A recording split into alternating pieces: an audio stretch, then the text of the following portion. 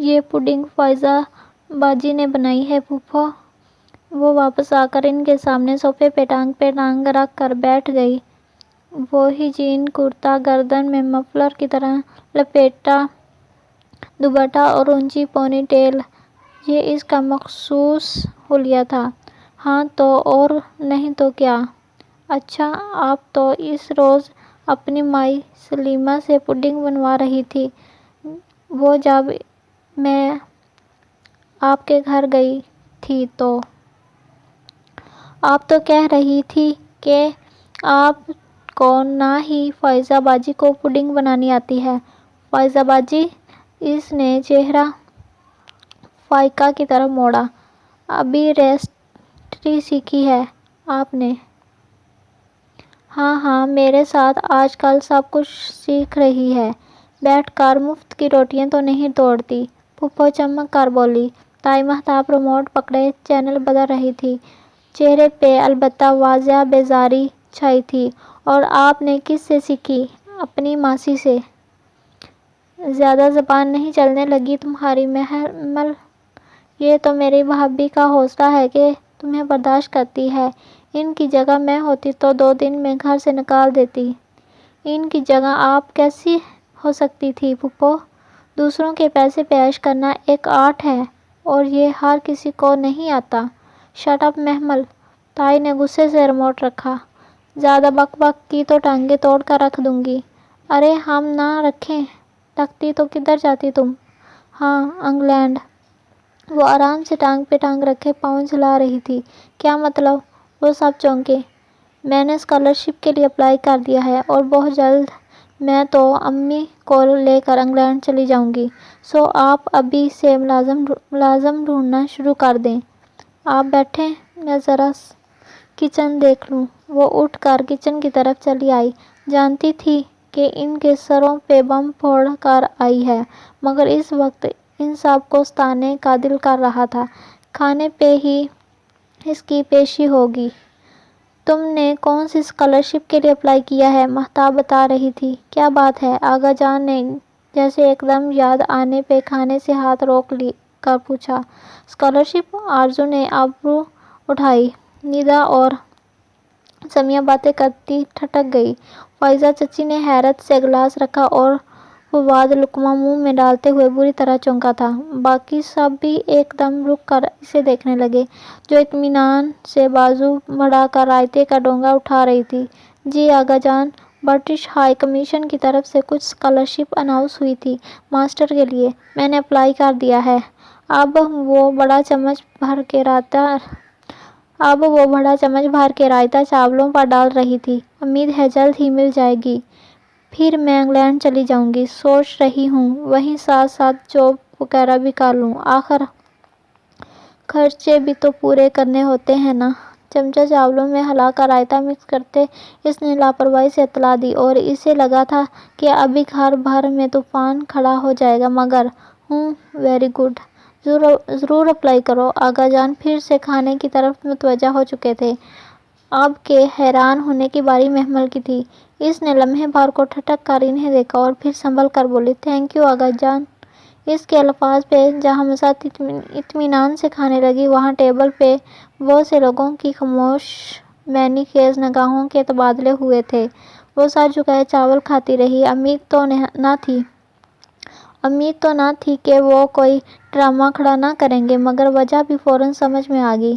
وہ باہر چلی جائے تو اس سے جائیداد میں سے حصہ کون مانگنے کھڑا ہوگا؟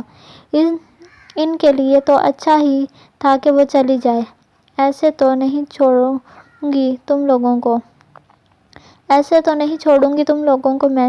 چلی بھی گئی تو ایک دن ضرور واپس آؤں گی اور اپنا حصہ طلب کروں گی، اور تم سب کو ہر اس عدالت میں گھسیٹوں گی جہاں جانے سے تم خوف کھاتے ہو۔ اس نے دل ہی دل میں تہیہ کیا تھا، اور پھر جب پانی کا جگ اٹھانے کو سر اٹھایا تو یکدم چونکی۔ بے توجہی سے کھانا کھاتا فواد اسے ہی دیکھ رہا تھا۔ اسے سر اٹھاتا پا کر فوراً اپنی پلیٹ پہ جھک گیا، اور بعد میں پھوپھو نے کتنا ہی میری فائقہ نے آج پڈنگ بنائی ہے کہہ کر اسے روکنا چاہا۔ وہ کرسی دھکیل کر اٹھ کھڑا ہوا۔ مجھے کام ہے، میں چلتا ہوں۔ ہاں بیٹا تم کام کر لو، مہتاب نے بھی فوراً اس کی تائید کی تھی۔ ادھر پھپھو ہائے ہائے کرتی رہ گئی اور وہ لمبے لمبے ڈھگ بھرتا باہر نکل گیا۔ محمل کا دل یکدم اداس سا ہو گیا، پتہ نہیں کیوں۔ دور بینچ پہ بیٹھی سیاہ فام لڑکی کو دیکھ کر اس کے قدموں میں تیزی آ گئی۔ وہ سبک رفتاری سے چلتی بینچ کے قریب آئی۔ Good morning. سیاہ فام لڑکی نے چونک کر سر اٹھایا اور پھر ذرا مسکرائی۔ Good morning to you. وہ اسی طرح کتاب کے کناروں پہ مضبوطی سے ہاتھ جمائے بیٹھی تھی۔ میں دراصل محمل متعصب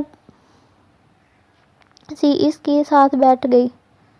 مجھے کل کے رویے پہ بہت شرمندگی ہے۔ میں کبھی بھی اتنی روڈ نہیں ہوتی تھی اور جانے دو، مجھے برا نہیں لگا۔ نہیں، I am sorry, really sorry, میں کچھ پریشان تھی۔ میں نے تو تمہیں تمہاری ہر پریشانی کا حل بتایا تھا، تم خود ہی اس طرف نہیں آنا چاہتی۔ نہیں وہ، اس نے بے ساختہ نگاہیں چرائی، مجھے اس کتاب سے کوئی دلچسپی نہیں ہے، مگر اس کتاب کو تم سے ہے۔ اس نے مجھ سے کہا ہے کہ میں اسے تمہارے حوالے کر دوں۔ وہ بری طرح چونکی تھی۔ پہلی گفتگو میں بھی اس نے اسے کوئی ایسی ہی بات بتائی تھی۔ یہ کتاب مجھے جانتی ہے، 100% جانتی ہے۔ تمہاری زندگی کی ساری کہانی اس میں لکھی ہے، گزرے واقعات اور آنے والے حالات۔ واقعی؟ وہ ششش سی اسے دیکھ رہی تھی، عجب بے یقینی تھی۔ ہاں اس میں سب لکھا ہے۔ تم نے میری زندگی کی کہانی پڑھی ہے؟ نہیں، میں وہ نہیں پڑھ سکتی۔ کیوں؟ کیا تم نے یہ کتاب پوری نہیں پڑھی؟ میں نے پوری پڑھ رکھی ہے، مگر مجھ پہ صرف میری زندگی کی کہانی کھلی ہے۔ تمہاری زندگی کی کہانی صرف تم پہ ہی کھلے گی۔ تم کیا کہہ رہی ہو؟ میری کچھ سمجھ میں نہیں آ رہا۔ اب کہ وہ واقعی پریشان ہو گئی تھی، آ جائے گا، ہر بات سمجھ میں آ جائے گی، بس تھوڑا وقت لگے گا۔ وہ اسے دیکھ کر رہ گئی۔ وہ لڑکی کون تھی، کہاں سے آئی تھی اور یہ کتاب کس نے اس کے لیے صدیوں قبل لکھوا کر چھوڑی تھی، کچھ سمجھ میں نہ آتا تھا۔ بس کا ہارن بجا تو وہ چونکی اور پھر بغیر کچھ کہے تیزی سے اٹھ کھڑی ہوئی۔ سیاہ فام لڑکی مسکراتے ہوئے اسے بس میں سوار ہوتے دیکھ رہی تھی۔ فواد کو چائے کمرے میں دے آؤ اور محمل تم ٹرالی باہر لے آؤ۔ تائی مہتاب اپنی ازلی بے نیازی سے حکم صادر کر کے پلٹ گئی تو ٹرالی سیٹ کرتی محمل کسی خیال سے چونکی۔ فواد کی ٹرے الگ سیٹ کر دو محمل، میں دے آؤں گی۔ تم ٹرالی باہر لے جاؤ۔ میں نہیں لے کر جا رہی ٹرالی، تنگ آ گئی ہوں میں ان ذلیل لوگوں کے سامنے۔ اچھا چپ کرو، مسرت بوکھلا کر آگے بڑھی اور ٹرالی کا کنارہ تھام لیا۔ میں لے جاتی ہوں، تم فواد کو چائے دے آؤ۔ اور یہی تو وہ چاہتی تھی۔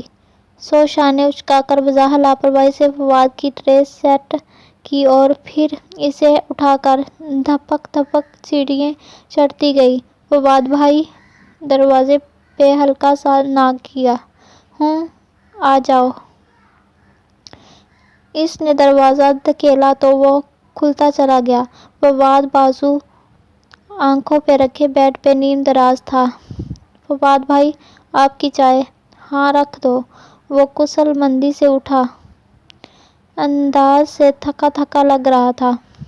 کیا بات ہے فواد بھائی، آپ کچھ پریشان لگ رہے ہیں۔ اس نے ٹرے میز پہ رکھی اور کپ اٹھا کر اس کے قریب آئی۔ ہاں کچھ نہیں، آفس کا مسئلہ ہے۔ اس نے چائے کے لیے ہاتھ بڑھایا تو اسے کپ پکڑاتے محمل کی انگلیاں اس کے ہاتھ سے ذرا سی مس ہوئی۔ اس نے فوراً ہاتھ کھینچ لیا تو وہ بے ساختہ مسکرا دیا، پھر چائے کا گھونٹ بھرا۔ چائے تو تم اچھی بناتی ہو، اماں نے بنائی ہے؟ یعنی امی نے بنائی ہے؟ وہ جز بز سی اس کے سامنے کھڑی تھی، اونچی بھوری پونی ٹیل والی دراز قد سی محمل۔ لائی تو تم ہو، ذائقہ ہے تمہارے ہاتھ میں۔ اچھا، وہ مسکرا دی۔ اور یہ انگلینڈ جانے کا کیا سین ہے؟ وہ میں آگے پڑھنا چاہتی ہوں۔ وہ سر جھکائے کھڑی انگلیاں مروڑ رہی تھی۔ مگر تم جاب کرنے کا کہہ رہی تھی۔ مجھے یہ بات اچھی نہیں لگی تھی۔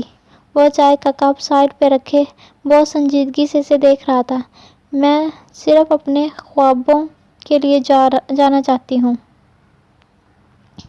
یعنی میں صرف اپنے خرچوں کے لیے جانا چاہتی ہوں۔ اور یہ اتنی بزنس امپائر یہ کون سنبھالے گا؟ محمل نے جھٹکے سے گردن اٹھائی۔ اسے لگا اس نے غلط سنا ہے۔ Business empire? ہاں، تم اس کے اونر میں سے ہو۔ کیا تمہارا فرض نہیں ہے کہ تم اپنے ابا کے بزنس پر توجہ دو؟ آخر کبھی کبھی تو تمہیں یہ سنبھالنا ہے۔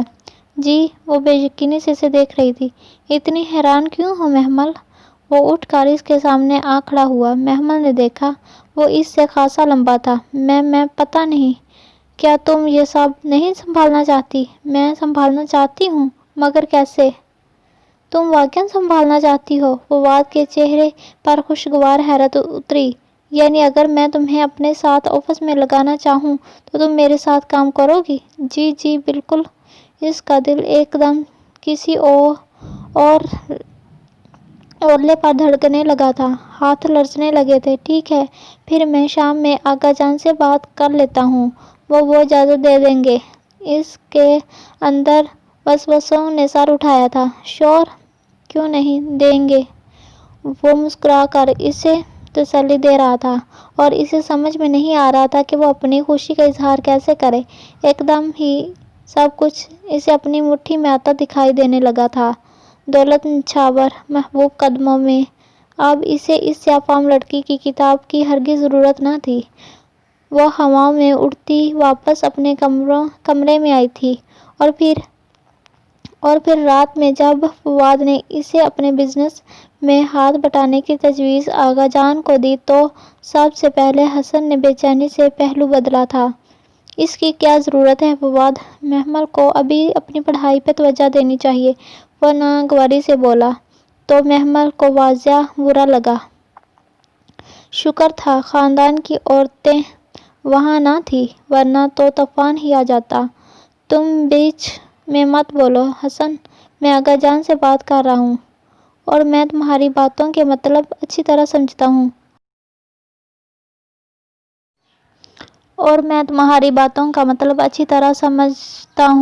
حسن نے کیٹلی نگاہ محمل پہ ڈالی۔ مجھے اچھی طرح پتہ ہے کہ یہاں کیا چکر چل رہا ہے۔ Shut up! فواد بھڑک اٹھا تو آقا جان نے دونوں کو ہی جھڑک دیا۔ Shut up you both! Hasan, تم جاؤ اپنے کمرے میں۔ اور وہ فواد اٹھ کر تیز تیز چلتا وہاں سے نکل گیا۔ اوہ فادی، حسن ٹھیک کہہ رہا ہے، محمل کا آفس سے کیا تعلق نہیں ہے؟ کوئی تعلق نہیں ہے۔ اوہ فادی، حسن ٹھیک کہہ رہا ہے، محمل کا آفس سے کوئی تعلق نہیں ہے اور نہ ہی وہ کبھی آفس جائے گی۔ مگر آقا جان، آقا بھائی ٹھیک کہہ رہے ہیں، محمل کا آفس میں کیا کام؟ بالکل، لڑکیوں کو ادھر دھکے کھانے کی کیا ضرورت ہے؟ غفران چچا اور رضا چچا نے بھی فوراً آقا جان کی تائید کر دی تو محمل نے بے بسی سے مدد طلب نگاہ سے فواد کو دیکھا۔ اوکے، جیسے آپ کی مرضی۔ وہ شانے اچکا کر اب جھک کر اپنے بوٹ کے تسمے بند کر رہا تھا۔ اس کا دل جیسے کسی گہری کھائی میں جا گرا۔ وہ تیزی سے بھاگتی ہوئی کچن میں آئی اور سنک پہ جھک کر پھوٹ پھوٹ کر رونے لگی۔ اس کے آنسوؤں کے ساتھ سارے خواب گرتے، بہتے چلے جا رہے تھے۔ وہ اتنا روئی کہ ہچکی بند ہونے لگی تو بالآخر نل کھول کر منہ میں پانی ڈالنے لگی۔ اس نے سوچ لیا تھا کہ آج وہ آخری دفعہ رو رہی ہے۔ وہ آج کے بعد ہرگز نہیں روئے گی۔ اس نے تو سیدھے طریقے سے سب کچھ واپس حاصل کرنے کا سوچا تھا، لیکن ان لوگوں کو سیدھا طریقہ راس نہیں آیا تھا۔ ٹھیک ہے، اب اگر اسے ان سے انتقام لینے کا کوئی جادو یا سفلی علم کا سہارا بھی لینا پڑا تو وہ ضرور لے گی۔ اسے اب صبح کا انتظار تھا۔ صبح اسے بس اسٹاپ پر جا کر اس نے سیاہ فام لڑکی سے کتاب لینی چاہی۔ ویسے نہیں تو ایسے ہی صحیح۔ چہرے پہ ٹھنڈا پانی ڈالتے ہوئے اس نے نفرت سے سوچا تھا۔ صبح اسے کالج نہیں جانا تھا، ایگزامز ختم ہو چکے تھے، مگر وہ پھر بھی بہانہ کر کے مخصوص وقت سے آدھے گھنٹہ پہلے ہی اسٹاپ پہ چلی گئی تھی اور اب مسلسل بینچ کے آس پاس ٹہل رہی تھی۔ سیاہ فام لڑکی ابھی تک نہیں آئی تھی۔ محمل بار بار کلائی پہ بندھی گھڑی دیکھتی اور پھر بے چین نگاہوں سے گردن ادھر ادھر گھماتی، بھوری اونچی پونی بھی ساتھ ہی جھولتی۔ اسے شدت سے اس لڑکی کا انتظار تھا اور آج تو لگتا تھا جیسے وقت بہت دیر سے گزر رہا ہے۔ بالآخر وہ تھک کر بینچ پہ بیٹھ گئی اور سر دونوں ہاتھوں میں تھام لیا۔ کیا میرا انتظار کر رہی تھی؟ کسی نے اس کے کندھے پہ ہاتھ رکھا تو وہ کرنٹ کھا کر اٹھی۔ وہ سیاہ فام لڑکی سامنے کھڑی مسکرا رہی تھی۔ میں تمہارا ہی ویٹ کر رہی تھی اور میں جانتی ہوں کہ کیوں۔ وہ آرام سے بینچ پہ بیٹھی، بیگ کا اسٹریپ کندھے سے اتار کر ایک طرف رکھا اور کتاب احتیاط سے گود میں رکھی۔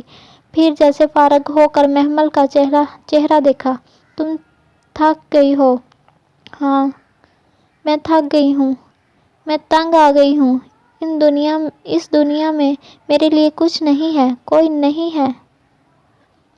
اوہو، ایسے نہیں کہتے۔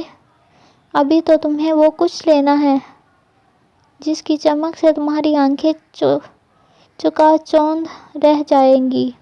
ابھی تو تم صحیح راستے پہ آئی ہو۔ مجھے صحیح اور غلط کا نہیں پتہ، نہ ہی میں صحیح اور غلط کی تفریق میں بڑھنا چاہتی ہوں۔ اس نے بے اختیار نگاہیں چرائی تھیں اپنے دل سے، اپنے اندر بیٹھتے گلٹ کے احساس سے۔ کوئی بات نہیں، شروع میں یہ کتاب مشکل لگے گی، جیسے کوئی عذاب ہو، قید ہو، مگر پھر تم عادی ہو جاؤ گی۔ وہ ویسے ہی مسکرا رہی تھی۔ یہ کتاب مجھ سے کیسے بات کرے گی؟ محمل شہزادہ سی اس کی گود میں رکھی کتاب کو دیکھ رہی تھی۔ روز اس کا ایک صفحہ پڑھنا۔ اگر مشکل لگے تو میں تمہیں کچھ ایسے لوگوں کا بتاؤں گی جو اس کتاب کا علم سکھاتے ہیں، بالکل خاموشی سے، چپ چاپ اپنا کام کرتے ہیں۔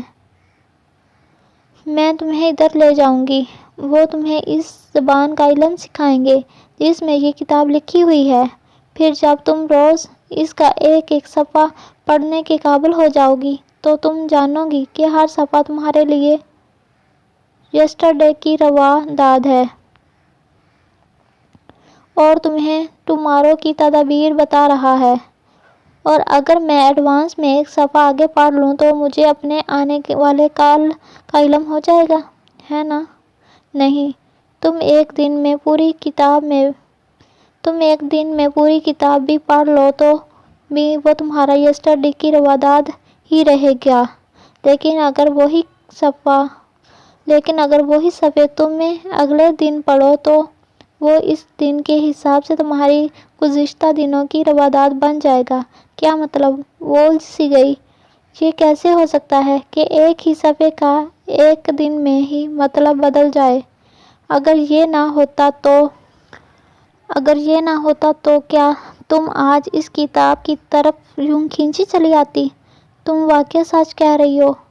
وہ اندر ہی اندر خوف زدہ بھی تھی۔ تمہیں شک ہے کیا؟ نہیں، مگر تم مجھے یہ کیوں دے رہی ہو؟ تمہارا اس میں کیا فائدہ؟ اپنی دانست میں محمل نے خاصا عقلمندانہ سوال کیا تھا۔ میرا ہی تو اصل فائدہ ہے۔ وہ پھر اسی پراسرار طریقے سے مسکرائی۔ جو کچھ تمہیں حاصل ہوگا اس کا ایک شیئر تو مجھے ہی جائے گا۔ شیئر؟ وہ دنگ رہ گئی تھی۔ کیا مطلب؟ کتنا شیئر؟ کتنے پرسنٹ؟ شاید آدھا، شاید اس سے کچھ کم، معلوم نہیں، مگر یہ تمہارا مسئلہ نہیں ہے۔ میرا حصہ مجھ تک پہنچ جائے گا۔ یہ کتاب خود میرے پاس آ کر مجھے اپنا حصہ دلوائے گی۔